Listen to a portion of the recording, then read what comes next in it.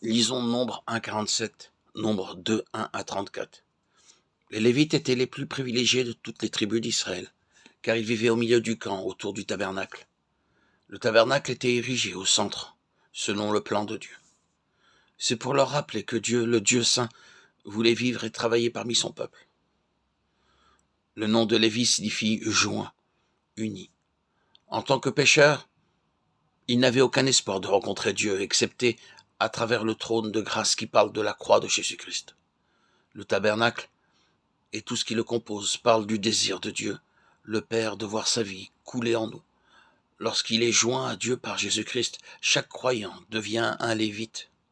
Il est rapproché de Dieu par son sang.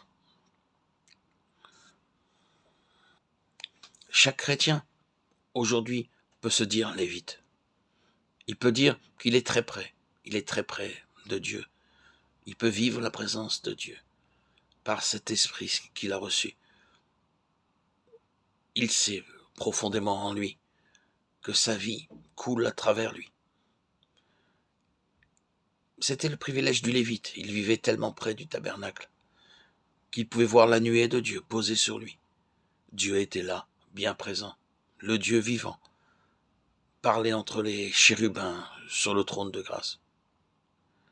Vous pouvez voir qu'après qu'il a été ordonné aux Lévites de camper autour du tabernacle, le plan céleste pour le campement a été aussi donné aux 11 autres tribus. 3 tribus devaient camper du côté est, 3 au sud, 3 à l'est et 3 au nord. Lorsqu'ils marchaient, ils devaient observer l'ordre de Dieu. L'arche est au milieu, sur les épaules des Lévites, et non pas sur un char à bœufs. Juda venait en tête, puis venaient Issachar, Zévouloun, Réhouven, Shimon et Gad, les Lévites au centre et Éphraïm juste derrière, suivis par Manaché, Benjamin, Dan, Asher et en dernier Naphtali. C'est l'ordre établi par Dieu, et on ne pouvait le changer par aucun autre plan. De ceci, nous devons apprendre une leçon. Dieu est un Dieu d'ordre, et ce n'est pas ce qu'il fait ou comment il le fait qui est réellement important. Nous ne pouvons pas voir ce qu'il fait, ni le comprendre. Mais il travaille selon un plan, et notre sécurité et notre croissance dépendent de la manière dont nous suivons l'ordre divin. Nous ne pouvons pas le changer. Dieu a un plan pour chaque croyant. Aux yeux du monde, je suis un insensé, méprisé par mes compagnons. Mais à cause du sang précieux de Christ appliqué sur ma conscience, je suis devenu précieux pour Dieu. Alléluia. Je peux être un chiffonnier, un balayeur, casser des cailloux, mais pour lui, je suis très précieux. Et mon ministère est aussi précieux qu'aucun autre. Je dois prendre ma place selon l'ordre divin. Personne ne peut dire « va ici » ou « va là ». Les autres n'ont pas la charge de faire les choix pour moi. Ce plan a été fait pour moi par Dieu, et je dois me tenir où il m'a placé. Je connais mon appel, je connais ma place et ma position dans le plan céleste de Dieu. Avez-vous trouvé votre place dans le plan de Dieu?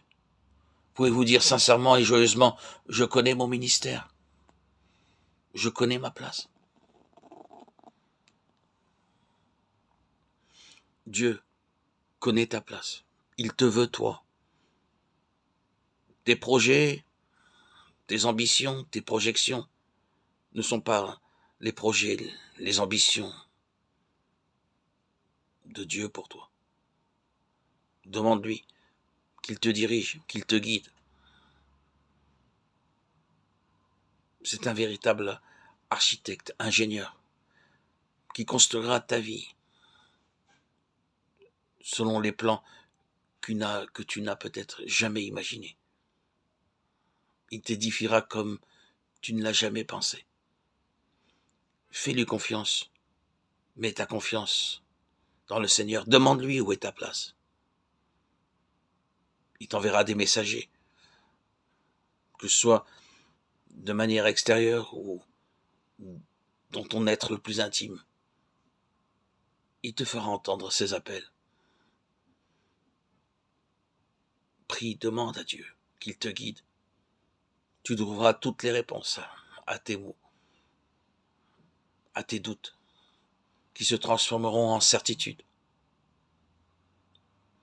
Et tu seras dans la joie de marcher sur les pas du Seigneur.